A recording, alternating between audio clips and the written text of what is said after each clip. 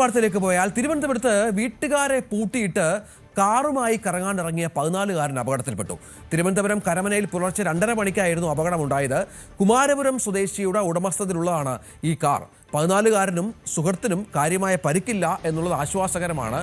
ഇന്നലെ രാത്രിയിലാണ് ഈ ബിരുദൻ വീട്ടുകാരറിയാതെ കാറുമായി പുറത്തിറങ്ങിയത്. അഥവാ വീട്ടുകാർ അറിഞ്ഞ് പുറത്തിറങ്ങിയാൽ അവർക്ക് പുറത്തിറങ്ങാൻ പറ്റാത്ത വിധം വീടും പൂട്ടിയിട്ടാണ് ഇറങ്ങിയത്. അതിനുശേഷം കാറിൻ്റെ അവസ്ഥ ഇതാണ്. താഴ്ചയിലേക്ക് കാറ് പതിച്ച പശ്ചാത്തലമൊക്കെ കാണാം. അത്യാവശ്യം വില കൂടിയ കാറാണ് എന്നാണ് മനസ്സിലാക്കേണ്ടത്.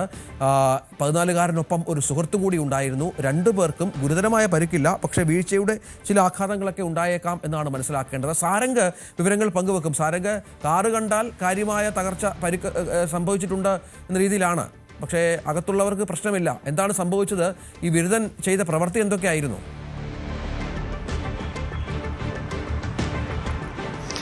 രഞ്ജിത്ത് സൂചിപ്പിച്ച പോലെ തന്നെ വളരെ ഭാഗ്യം കൊണ്ട് മാത്രം രക്ഷപ്പെട്ട 2 ബിരുദന്മാരാണ് ഇപ്പോൾ. 14 വയസ്സും 16 വയസ്സുമുള്ള 2 കുട്ടികളാണ് ഈ കരമനയിൽ ഈ കുമാരപുരത്ത് നിന്നും വീട്ടിൽ നിന്നുള്ള വാഹനം, അതായത് രാത്രി 2 മണിയോടുകൂടിയാണ് ഈ അപകടം നടക്കുന്നത്. അതിന് മുൻപായിരിക്കണം അവിടെ നിന്നും വാഹനം എടുത്ത് ഇറങ്ങിയത്. ഈ ഒരു വളവാണ്, അതായത് ഇത് കരമനയിൽ നിന്നും കരമന പാലത്തോട് ചേർന്നിട്ടുള്ള നന്ദിലത്ത് ജിമാട്ട് സ്ഥാപനവുമായിട്ട് ചേർന്നിട്ടുള്ള ഒരു സ്ഥലമാണ് ഇത്. അവിടെ ഒരു ചെറിയൊരു വളവുണ്ട്. ആ വളവ് കാണാതെ നേരെ ഇടിച്ച് ഈ താഴ്ചയിലേക്ക് മറിയുകയായിരുന്നു. ഇവിടെ ഒരു പരസ്യ ബോർഡുണ്ട്.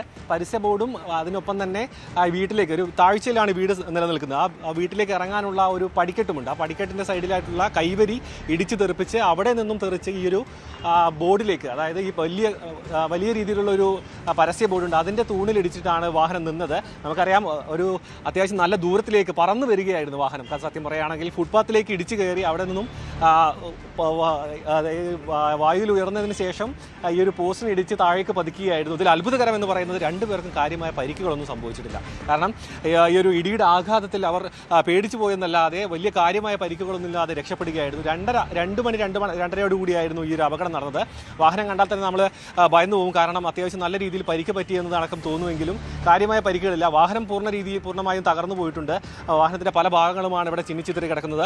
നമ്മൾ ഈ ദൃശ്യങ്ങൾ കാണുന്ന ഗേറ്റ് ഇടിച്ച് തെറിപ്പിച്ച്, ഈ കാണുന്ന വെള്ള നിറത്തിലുള്ള ഗേറ്റ് ഒരുപാട് മുകളിലുള്ള ഗേറ്റിൻ്റെ കൈവരികളാണ്. ആ കൈവരിയാണ് ഇപ്പോൾ ഇടിച്ചു തെറിപ്പിച്ച് താഴേക്ക് എത്തിയിരിക്കുന്നത്. ഇതൊരു സ്ഥിരം അപകട മേഖലയാണ് എന്നാണ് പറയുന്നത്. സ്ഥിരമായി ഈ ഭാഗത്ത് അപകടം നടക്കാറുണ്ട്. ഈ വീട്ടുകാർക്ക് ഇത്തരത്തിൽ, അതായത് കോഴിക്കോടടക്കം നമ്മൾ ചില സ്ഥലങ്ങൾ കാണാറുണ്ട്. ഈ ഒരു സ്ഥിരം അപകട മേഖലയായിട്ടുള്ള, പണ്ടത്തെ സിനിമകളിലൊക്കെ കാണുന്ന പോലെയുള്ള അപകട മേഖലകളിൽ പല ബന്ധപ്പെട്ട സ്ഥലങ്ങളാണ്. ഇതിന് മുൻപും, 1 വർഷത്തിന് മുൻപ് ഈ ഒരു എയർപോർട്ടിലേക്ക് പോകുന്നൊരു ടാക്സി വാഹനം ഇതേപോലെ ഇടിച്ച് ഇങ്ങോട്ടേക്ക് മറിഞ്ഞിട്ടുണ്ടായത്. ഒരു വളവാണ് പ്രധാനമായിട്ടും ഇവിടുത്തെ ഒരു അപകട കാരണം എന്നാണ് മനസ്സിലാക്കുന്നത്. പക്ഷേ കഴിഞ്ഞ രാത്രി ഉണ്ടായത് അശ്രദ്ധ മൂലമുള്ള ഒരു അപകടമായിരിക്കണം. കാരണം 2:30 കൂടിയായിരുന്നു ഒരു അപകടം. എന്ത് തന്നെയാൽ ഇവരിപ്പോൾ കരമന സ്റ്റേഷനിൽ തുടരുകയാണ്. ശരി, തിരുവനന്തപുരത്ത് ആണ് ഈ അപകടമുണ്ടായത്. വാഹനം താഴ്ചയിലേക്ക് പതിച്ചു. വളവിൽ ഈ 14-കാരനും സുഹൃത്തിനും പരിക്ക് കാര്യമായില്ല. വീട്ടുകാരെ പൂട്ടിയിട്ടതിന് ശേഷം രാത്രിയിൽ കറങ്ങാനിറങ്ങിയ ആൾക്കാണ് ഈ സംഭവം ഉണ്ടായത്. സാരംഗ് സുധാകരൻ വിവരങ്ങൾ പങ്കുവച്ചു. കൂടുതൽ വാർത്തകൾക്ക് News 18 Keralam YouTube channel subscribe ചെയ്യുക.